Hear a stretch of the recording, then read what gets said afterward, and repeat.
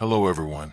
Today's video will let us relax with a story about a normal day, or rather never normal, of a person living in a town in the wild west of America in the 1870s.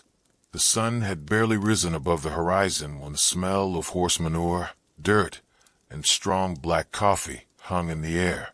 Thomas, our protagonist today, opened his eyes not to the alarm clock, but to the clopping of horses' hooves and the clanking of guns as the harnesses were checked outside the stable. Thomas isn't a cowboy, sheriff, or bounty hunter. He's just a regular guy, the owner of a small grocery store on Main Street that sells everything from bullets to handmade soaps.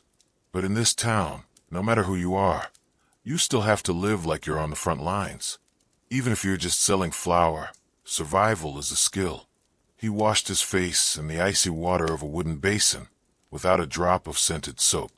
The water came from the well behind the house, so deep that if he fell in, there was no guarantee he could climb back up.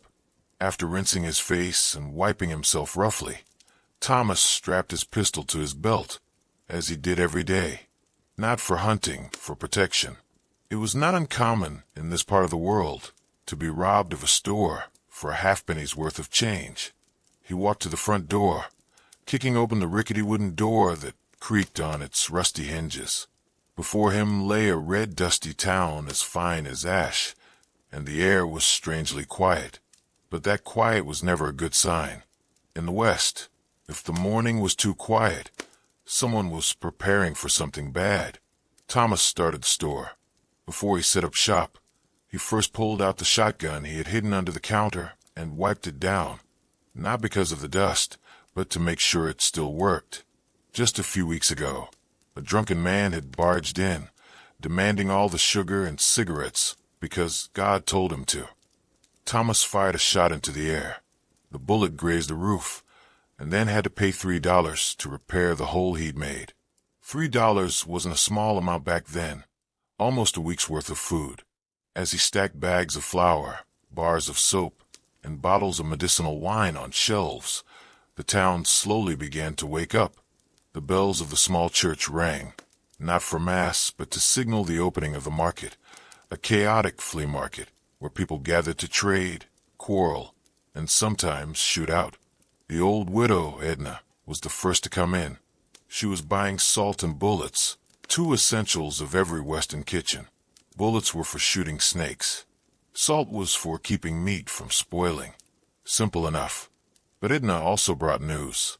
Last night, a stranger had been beaten up behind the saloon because he didn't look like one of the locals. No one knew exactly what had happened, except that this morning a trail of blood had been found on the ground that stretched out into the cow pasture. And that's when Thomas knew today was not going to be a peaceful day. He stuffed 4 more bullets into his pocket, still picking up onions to put in the basket. Outside, the children began to play, but their game was not hide and seek or tag. They played hanging with a teddy bear tied to a rope and cheered when the law was carried out. At age 6, they knew the hanging heights by heart, and Thomas, though he was not their father, had to look at them as if he were looking at his own future. A shout came from down the street, where the saloon had opened earlier than usual. People poured out of the saloon doors, some red-faced, some staggering, and a cowboy dragging a man like a calf to the slaughter. Thomas sighed. He would have to close early if blood started splattered on the shelves. All morning, the atmosphere in Thomas's shop had been like a pressure cooker waiting to explode. Everyone came in with anxious faces, eyes darting around as if they were hiding from someone or waiting for something to happen. And in fact, most people here were hiding and waiting, hiding from the past, waiting for trouble to find them. As Thomas weighed out bags of cornmeal for a Mexican couple, a familiar figure pushed through the door. Sheriff McBride, the town sheriff. His hand was not drawn, but rested on the hilt of his Colt, his eyes hard as if the town were a wild beast ready to pounce from behind each door. "See any strangers, Tom?" McBride asked, his voice low as if he were searching for a mine. Thomas shook his head, but didn't dare say more. In this town, Sometimes you don't get shot for saying the wrong thing, but for saying the right thing to the wrong person. The sheriff stayed a few minutes, bought a box of cigars, and then quietly left. But as soon as he left, a long-haired man in a low hat, a man Thomas had never seen before, slipped in through the back door. He said nothing, but picked up a hatchet from the shelf and examined it, his eyes moving from candle to candle, from dagger to dagger, as if calculating which would be easiest to hide on his person. Thomas said nothing. No one in town said anything when they saw something unusual. They just watched, and if necessary, acted before they were acted upon. The man put the axe back, nodded, and disappeared out the front door. Not a word. Before he could breathe, a shot rang out from the saloon. 1, then 2, then 3, and then a horse whinnied, a glass shattering, a scream that tore through the hot afternoon. Thomas dashed for the door, but he didn't run toward it. In the West, you never ran toward the sound of a gunshot, unless you were the one doing the shooting. A crowd began to gather. Everyone pretended not to be curious, but their eyes were glued to the scene. A man collapsed in front of the tavern, blood flowing from his waist. A woman in a red dress stood on the steps, still holding a tiny derringer, her face pale, but her eyes still blazing. What happened was unclear, but the gist was clear. A customer had messed with the wrong person, and that person knew how to shoot. Sheriff McBride appeared a short time later, knelt quietly to check the man's pulse, then turned to the woman without a word. They nodded, and he signaled for 2 other men to carry the body away. There was no crime, no report, no arrests. Here, the quickest got the job done. Thomas returned to the shop, his hands shaking slightly. But within 10 minutes he was back in business. Flour, shot, burlap, salt were still needed. Even though someone had died just a few feet away, life in the town went on, as if death were as trivial as a broken toenail. At noon, the sun was at its peak. Thomas sat behind the counter, fanning himself with a piece of cardboard. The air outside was scorching hot. The streets were deserted, save for a few vagrants in straw hats and rifles on their shoulders. The shops had shuttered their windows to keep the heat in, but the smell of sweat and alcohol and dust still filled the air. Then a boy came running in, his forehead beaded with sweat, and said urgently, "There's a horse herd in the paddock. It's Sam, the blacksmith's son." Thomas wiped his hands with a towel and followed the boy outside. In the West, a wounded horse could be a sign, or a clue, of a horse theft, which, if true, would kill anyone if caught red-handed. The blacksmith's horse lay on its side in the grass, sweating profusely, with a deep gash in its hind leg, and blood reddening the dry dust beneath. Thomas sat down to examine it, while Sam, a tall man with a thick black beard and hands covered in soot, took a deep breath and muttered. Someone did this on purpose. Horses were a precious commodity in the West, not just for riding or pulling loads. They were companions. They were survival. Losing a horse here was like losing a leg. Sam gritted his teeth, pulled the dagger from his belt, and looked at Thomas as if to say, "Do you think so?" But Thomas said nothing. He just lifted the horse's leg, examined it more closely, and whispered, "Could be a knife. Could be a trap." But the look in his eyes said it all. Definitely not an accident. Sam jumped on his horse, shouted to his 2 young men, and rode straight out the town gate, towards the rock where the strange hoof prints were last night. Thomas watched, knowing that there would be more gunfire that afternoon. He returned to the shop, intending to close early, but as soon as he put his hand on the door, he saw a familiar figure, Pastor Greeley, walking towards him, holding an old Bible, but his eyes looked more like someone selling bootleg liquor than preaching good and righteous things. "Tom," said the minister, "tonight we're holding a vigil for the Wilkins child. He died of a high fever this morning. Some candles and incense are needed." Thomas nodded, bending over the parcel, but his heart was heavy, not for the child, but for the fact that young deaths were so common here. Fever, snakebite, poison wine, stray bullets. Anything could take a man from this life in an instant. The minister paid for his purchases with an old silver dollar and 2 boiled eggs. Money was sometimes a flexible thing in the West, especially among those who kept their mouths shut. When the minister left, Thomas sat behind the counter aside and poured himself a glass of bitter whiskey, the kind that smelled of death around here. Outside, the afternoon light was beginning to settle over the town. A light breeze blew, but instead of being cool, it carried the smell of dead cattle from the nearby cow pasture, mixed with the lingering smell of gunpowder from the shooting that morning. It was, to the Westerner, the smell of everything being as it should be. A group of cowboys entered the shop, 6 of them, noisy, smelling of sweat, liquor, and leather. The leader asked for cigarettes, snake oil, and rope. Thomas delivered the goods, silent as he always did when he met passers-by, because in that group, you never knew who was human, who was a murderer on the run, and you never wanted to know.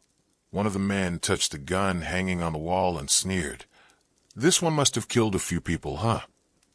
Thomas did not reply, but one of the others gently pulled the man's arm down and whispered, "Don't mess with this guy. He once blew a thief's head off right in the shop." Whether the remark was true or a bluff, it worked. The cowboys laughed, bought some more soap, and left. Thomas waited until they were out the door before he could breathe deeply. In the West, death often came while people were laughing. As the sun crested the mountains, Thomas closed up shop, but his day was not over. He had to go to the Wilkins house, where the child had died, to light candles and deliver some flour. Though everyone was poor, if there was one thing that was never lacking in the West, it was quiet sympathy. The only thing that held people together in this place of blood and fear. He picked up his shopping bag, walked through the dusty street, and began to cross the boundary between life and death, towards the place where there was death, tears, and a faint hope that tomorrow would be better than today. Even though no one dared to believe that it would actually be true, by the time Thomas reached the Wilkins house, the dusk had already dyed the grounds behind the wooden church red. It was no formal funeral, no priest or elaborate ceremony, just a small gathering, where few villagers bowed around a crude wooden box in the middle of the yard. The child inside was no more than 7 years old, her face pale, her eyes closed as if she were in a feverish sleep. Mrs. Wilkins stood against the door, her face silent, her eyes sunken and red. She did not cry, not because she was not sad, but because her tears had dried hours ago. Mr. Wilkins, the big man who worked at the shipping station, stood in the corner of the yard, clutching a nearly burned-out cigarette, staring at the box as if he wanted to break it open and wake his son. Thomas walked over and put the bag of flour and some candles on the wooden table by the fence. No one said thank you. In the West, when someone brought something in a time of mourning, thanks were redundant. Everyone just nodded, enough to say, "I know you came, and I appreciate it." Pastor Greeley read a few verses from the Bible. His voice was low and trembling. The evening wind blew, carrying the words in eerie echoes across the empty courtyard. A man sniffed. A woman clutched her son's hand. For a moment, the town held its breath. No one spoke, but it was clear to everyone. The boy was not the first victim, and would not be the last. After the service, Thomas walked toward the slope that led away from the Wilkins house, overlooking the dry fields and the distant mountains, purple in the afternoon light. From here he could see the small town below, a few slanted roofs, thin chimneys, and in the distance the tavern, just beginning to light up. He took a deep breath and walked towards the shop. Although today had been as long as a week, for people in the West, the night was the time of real danger. The broken spur was dimly lit. There was no music, no laughter, just the scraping of chairs, the clinking of glasses, and the mutual scrutiny of eyes through the smoke. Thomas walked in and sat in a corner against the wall, as he did every night. He didn't drink much, just a whiskey, enough to wash away the blood and sadness in his head. Across the room, a game was underway. 3 men and a woman, blonde, in a crimson dress, someone's wife or no one's. They played in silence, with only the occasional snicker or hiss. Call. Raise. Fold. Thomas recognized one of the 3 men as the stranger who had been hanging around his shop this morning. He was clutching his cards tightly, his eyes darting toward the door. Something was wrong. At that moment the door of the tavern opened. 3 men entered. No introduction was needed. The son of Sam the blacksmith, and 2 grooms. Their hands were covered with dust, but there was no dust in their eyes, only fire. The fire of vengeance. "You're the one who set the trap that killed my father's horse," one of them roared, pointing at the stranger who was playing cards. The whole place fell silent, as if it had stopped breathing. The other man stood up, put down his cards, and smiled faintly. "I don't know who your father is." "Well, now you will know." A chair fell over. A gun was unholstered. A flash of light, then 2 explosions. The stranger collapsed to the floor, blood pouring from his stomach. One of Sam's 3 men knelt, clutching his bleeding arm, but his eyes still gleamed with relief. No one in the bar screamed. No one ran. They simply backed away, giving space to death, and continued drinking as if nothing had happened. Sheriff McBride arrived 5 minutes later. He looked at the body, then turned to the survivor. "Self-defense?" The other nodded. The sheriff did not ask any further questions. He simply picked up the still full glass on the dead man's table, sniffed it, and put it down, muttering, "It's not a pity." Thomas finished his whiskey, paid, and stood. He knew he should get home before the night got any darker. In the West, the worst of the day usually waited until after midnight. On his way home, Thomas passed the old barn where a robber had been hanged the previous winter. The noose had remained hanging for a week because no one had dared to take it down, not out of fear, but as a warning to would-be criminals. The law didn't need many words here. The moon rose late and pale tonight. The wind rustled through the trees, whispering. A stray dog howled across the road, then disappeared into the darkness. Thomas pulled his collar tighter, quickening his pace. He wasn't afraid, but he wasn't foolish enough to be careless. In the West, it wasn't guns that were the most dangerous. It was footsteps you didn't hear behind you. When Thomas reached home, the old wooden door creaked as if sighing.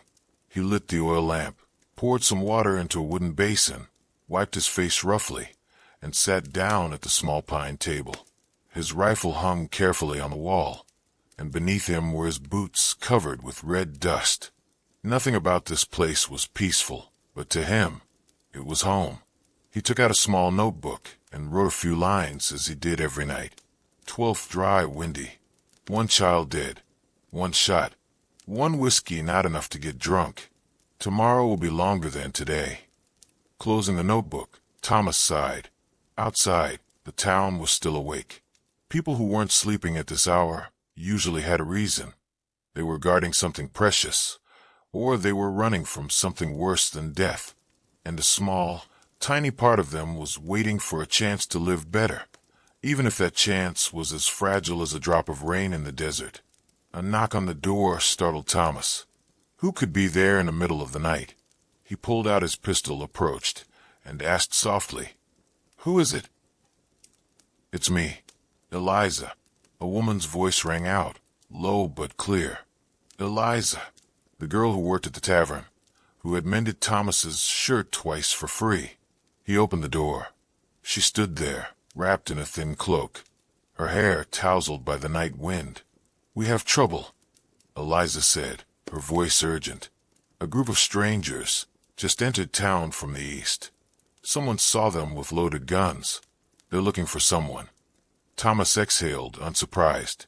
This town was always full of strangers, and strangers often brought familiar problems. Has anyone been killed? Not yet, but if they can't find someone, then they definitely will. Thomas was silent for a moment, then turned back to the table, tucking the pistol into his belt. "Come on," he said. "We're going to the sheriff's house." Eliza nodded. As they left the house, Thomas glanced up at the moon, which had risen higher, still pale, still thin, like a streak of dried blood in the black sky. The main street was almost deserted, save for the dim light of lanterns from a few windows.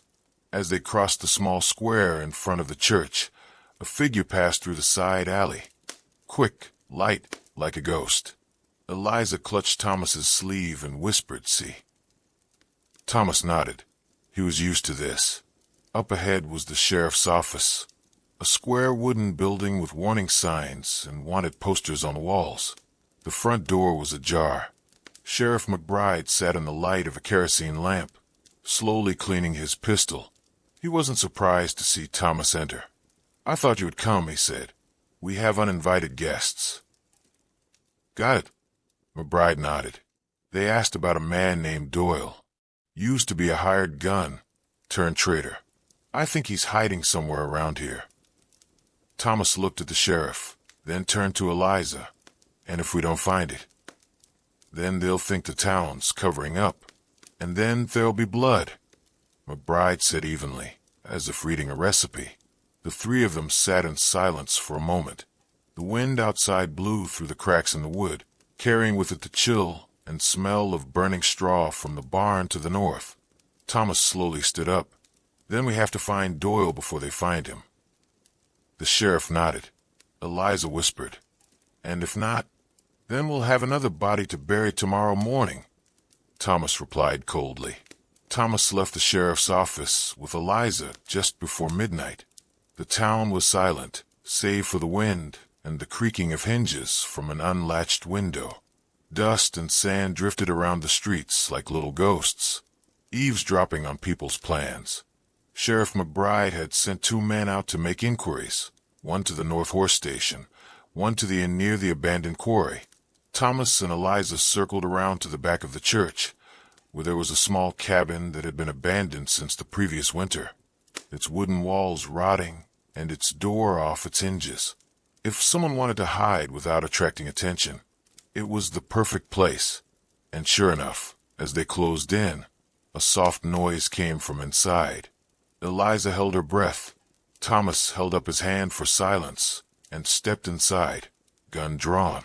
In the dim light, a man was huddled in a corner, clutching his stomach, wounded but alive.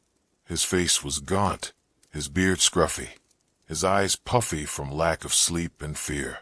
"Doyle?" Thomas asked, his voice low. The man looked up, as if he couldn't believe someone had called his name. "Yes, it was me, but I did nothing wrong. They were hired killers, wanting to silence me." Eliza took a step back. Thomas stared at Doyle. "No one here cares if you're right or wrong, but if you don't come forward, the whole town will pay." He sat silent, maybe because he was tired, maybe because he was thinking of an escape route, but Thomas didn't give him time. "Choose," he said. "Go out and talk to them, or stay here and wait for them to go crazy and burn the whole town down looking for you." Finally, Doyle nodded. The next morning, when the first rays of sunlight shone down on the town's faded tiled roofs, it was all over. The strangers were disarmed. Doyle was put on the first train out, with a message that if he returned, no one would guarantee his release again. The town breathed a sigh of relief, but no one celebrated, for everyone knew that yesterday's incident was just one of many that would replay here. Thomas returned to the forge. The coals were cold. The hammer was rusty. He started the fire again, tapping the coals as if tapping into his own life. Eliza stopped by with a cornbread and some honey. They didn't say anything. They both knew. After a long night, the best way to survive was to do what you always did. At noon, several visitors stopped by the blacksmith shop. One needed his horse's shoes mended. Another needed his hoe blade replaced. Everyone pretended that nothing had happened yesterday. That was the way people lived in the West. No lingering over past events, no lingering fears. Every day was a new battle. That evening, Thomas sat at the wooden table again, writing a few lines in his notebook. 13th Doyle gone. The town is quiet, but quiet never lasts long. I am still alive, and the forge is burning again. That is enough. He closed the notebook and looked out the window, where the moonlight was brighter this time. A night without gunfire, without blood. A rare night without a burial in the town. But in the West, no one sleeps deeply, because everyone knows, tomorrow morning, everything can start again, with a new body, another stranger, and another reason to live or die. So there's nothing normal about a day in the life of an ordinary person in a town in the American Wild West. From the furtive glances behind the door, to the sudden gunshots in the saloon, from a child dying of illness to a stranger dragging the whole town into danger. Life in the West is not about dramatic gunfights like in the movies, but about days of lurking, being ready to defend, and hoping to live another day. Thanks for enjoying today's story. If you enjoyed it, don't forget to leave a like and subscribe to the channel for more great stories. Have a peaceful evening, everyone. And don't worry, the next story is even wilder.